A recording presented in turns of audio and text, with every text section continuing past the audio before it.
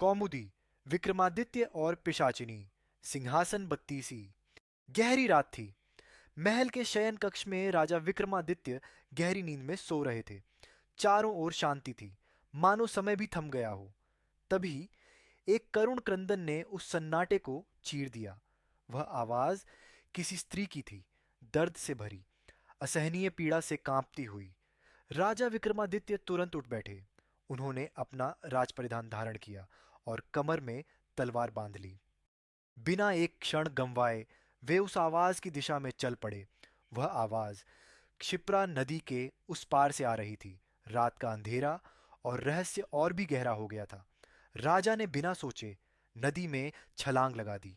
तेज बहाव, ठंडा पानी, पर उनके साहस के आगे सब फीका था। कुछ ही क्षणों में वे दूसरी ओर पहुंच। घना जंगल, चारों ओर अंधकार और सन्नाटा। तभी झाड़ियों के बीच एक स्त्री रोती हुई दिखाई दी। राजा ने शांत स्वर में पूछा, हे देवी, तुम इस अंधेरी रात में क्यों रो रही हो? स्त्री ने आंसुओं से भरी आंखों से कहा, मेरा दुख बहुत बड़ा है, कोई मेरी सहायता नहीं कर सका। उसने बताया, उसका पति एक चोर है जिसे नगर कोतवाल ने पेड़ पर उल्टा लटका दिया है। मुझे दंड से कोई आपत्ति नहीं, पर मैं उसे भूखा प्यासा तड़पते नहीं देख सकती। राजा ने कहा, चिंता मत करो, मैं तुम्हारी सहायता करूंगा। स्त्री राजा के कंधों पर चढ़ गई और दोनों उस पेड़ की ओर बढ़ने लगे। जैसे ही वे पेड़ के पास पहुंचे, अचानक वह स्त्री भयावह पिशाचिनी में बदल गई। उसकी आंखें लाल, दांत नुकीले और चेहरा विकराल हो उठा। पलक झपकते ही उसने उस लटके हुए व्यक्ति को निगल लिया। वह संतुष्ट होकर हंसी और फिर राजा की ओर मुड़ी। राजन, तुमने मेरी सहायता की है, मांगो, क्या वरदान चाहते हो?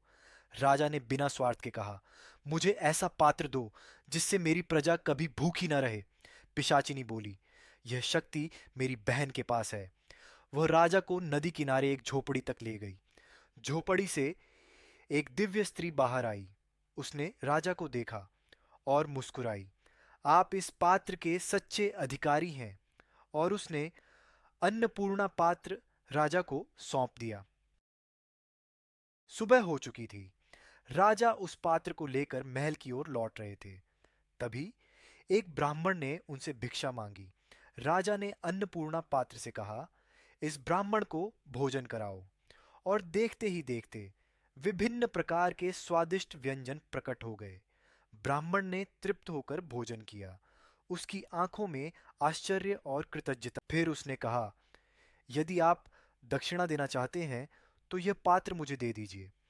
राजा विक्रमादित्य क्षण भर भी नहीं रुके।